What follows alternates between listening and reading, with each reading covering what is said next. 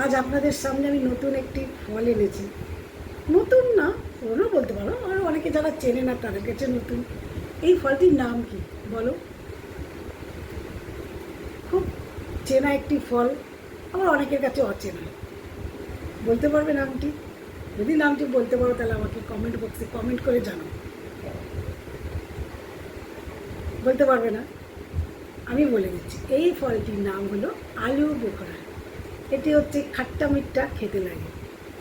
এই ফলটি কোথায় ব্যবহার হয় বলো তো? তোমরা বলতে পারবে? যদি পারো তাহলে কমেন্টে জানাও। এই ফলটি বিশেষ করে ব্যবহার হয় দাদা বৌদির বিরিয়ানিতে। যদি কেউ খেয়ে থাকো তাহলে বুঝতে পারবে এই ফলটি দাদা বৌদির বিরিয়ানিতে ব্যবহার হয়। আর এই ফলটির অনেক গুণ আছে। যেমন এই ফলটি ত্বকের উজ্জ্বলতা বাড়ায়। আচ্ছা, এটি হচ্ছে ওজন বাড়াতে সাহায্য করে, রক্তের চাপ কমায়। এর আরও অনেক গুণ আছে, তোমরা নেট ঘাটলেই বুঝতে পারবে। আমি যেটুকুনি জানি সেটুকুনি তোমাদের বললাম। কেমন লাগলো ভিডিওটি বলো। যদি ভালো লেগে থাকে তাহলে একটু লাইক কমেন্ট শেয়ার করে যাও। ফলটি তোমাদের সামনে কেটে আমি খেয়ে দেখাচ্ছি, দেখো।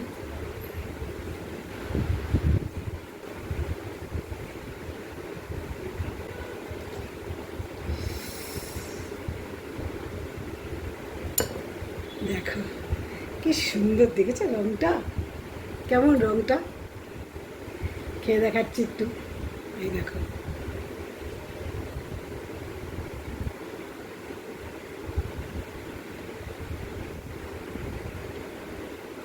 খুব সুন্দর খেতে, দারুণ।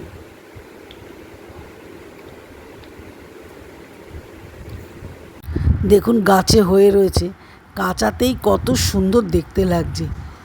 মানে এবার পাকা যখন যখন হয় দেখুন, মানে হলুদ লাল দিয়ে পুরো পেকে গেলে তখন এই কালারটা এসে যায়। দেখুন, মানে যখন অর্ধেকটা পাকে তখন বেশি সুন্দর লাগে। দেখুন হলুদ, এবার দেখুন এটা বেশি একটু পেকেছে, তখন হলুদটা বেশি হয়েছে, লালটা একটু হালকা হয়েছে। কেমন লাগছে বলুন ফলগুলো? দারুণ।